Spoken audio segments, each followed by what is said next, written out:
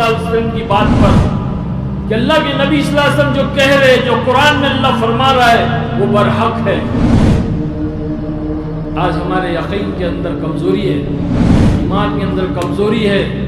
جیسے ابھی مولانا نے فرمایا ہمارے بھائی نے کہ ایک شخص ڈاکو تھا، زانی تھا، رات کے اندھیری میں اس نے قرآن کی اس آیت کو سنا اور سن کر کے اس نے اپنی زندگی کو بدل دیا، زندگی کو بدل دیا۔ اللہ فرمانے کا ابھی تک وہ وقت نہیں آیا کہ ایمان والوں کے دل ڈر جائیں۔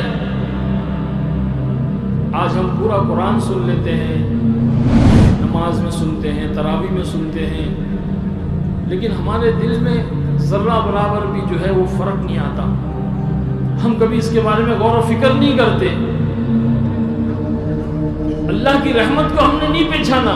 کہتا ہے کہ میں اس کے گناہوں کو صرف معاف نہیں کروں گا بلکہ اس کے گناہوں کو نیکیوں میں مبدل کر دوں گا، میں نیکیوں میں بدل دوں گا۔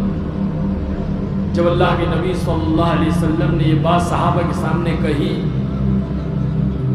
اور جب مجلس درخواست ہو گئی، مجلس ختم ہو گئی، تو حضرت عمر ابن خطاب رضی اللہ تعالیٰ عنہ بھی اس مجلس میں موجود تھے۔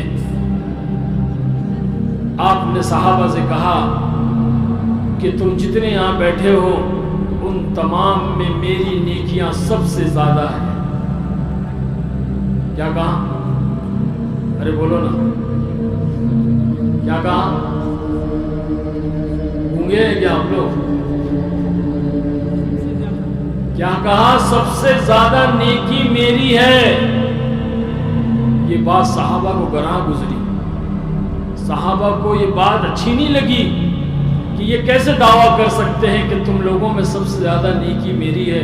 کس کی نیکی زیادہ ہے اور کم ہے تو اللہ کے سوا کوئی نہیں جانتا، تو اللہ کے سوا کوئی نہیں جانتا۔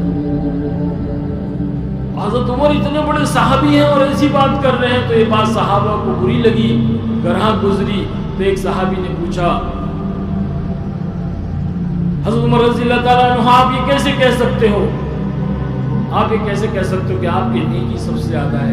تو کہا ہاں میں یہ کہہ سکتا ہوں، تم نے نہیں سنا اللہ کے نبی صلی اللہ علیہ وسلم نے فرمایا کہ اللہ گناہوں کو نیکیوں میں بدل دیتا ہے، تو میرے گناہ بھی تو سب سے زیادہ تھے۔